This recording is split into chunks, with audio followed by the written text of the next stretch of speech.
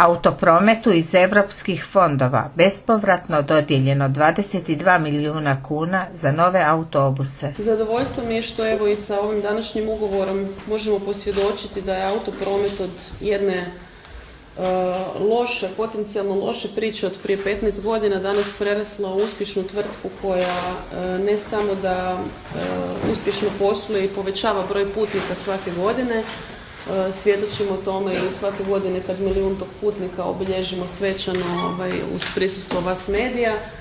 Dakle, od tvrtke koju je bivša gradska uprava razmatrala da privatizira, da proda, da odustane od javnog gradskog prijevoza, pretvorila se u tvrtku koja redovito isplaćuje plaće, koja nagrađuje svoje radnike, koja raste, koja uspješno povlači bespovratna sredstva iz EU fondova, čemu svjedoči ovaj današnji ugovor, 22,7 milijuna kuna za 20 novih autobusa, od kojih će neki biti prigradski, neki će biti međugradski, ali svi će imati isključivu funkciju pod jedan da Siščanke i Siščani bolje i sigurnije putuju, pod dva da djelatnici autoprometa imaju kao sredstvo rada sigurne autobuse, sigurna sredstva za rad i pod tri naravno ono što nije zanemarivo i što se posebno bodovalo u ovom ugovoru, a to je ona ekološka komponenta, odnosno prelazak na autobuse koji koriste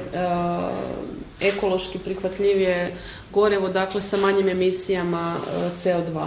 Napravljena je studija koja je snimila potrebe građana grada Siska, koja je snimila postojeći vozni park autoprometa. Došlo se do toga da je potrebno nabaviti 20 novih autobusa. Radi obnove, bez obzira što smo mi kupili 15 novih autobusa, mi imamo autobus star 27 godina koji je svakodnevno u prometu, jer bivša ona uprava nije više od 10 godina kupila niti bicikl, a kamoli autobus. Tako da ćemo mi sad sa nabavom ovih vozila imati sigurno najnoviji vozni park u Hrvatskoj. Građani su prepoznali naš trud, naše ulaganja, koriste prijevozni radni dan, imamo više od 5000 putnika, vikendom je to znatno malo, jednostavno potrebe za prijevozom su smanjene, ali evo svime ću se pohvaliti to da mi ove godine od 1.1. do danas imamo 4,4% više prevezenih zaposlenika, znači putnika sa radničkim pokazom.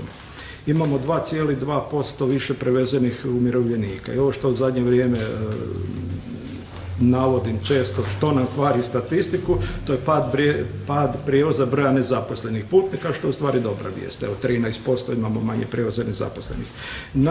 Kategorije koje se najviše voze sa nama su učenici osnovnih škola koje vozimo sa posebnim autobusima za grad Sisak, to je 16 autobusa radnim danom. Mi smo ove godine 200.000 učenika osnovnih škola prevezli, zatim su to srednjoškolci koji smo isto prevezli skoro 200.000 sa 400.000 putnika osnovnoškolaca i srednjoškolaca. Evo, baš sam s tim zadovoljan. Trećina putnika su nam mladi, znači Sisak nije mrtav grad, kao što kažu. Imamo djecu, vozimo ih, djeca imaju naviku da se prevoze autobusom.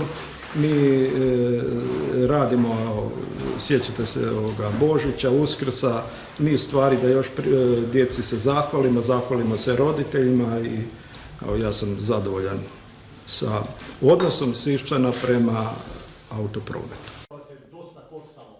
Jednako tako čuo sam da vas je dosta koštalo i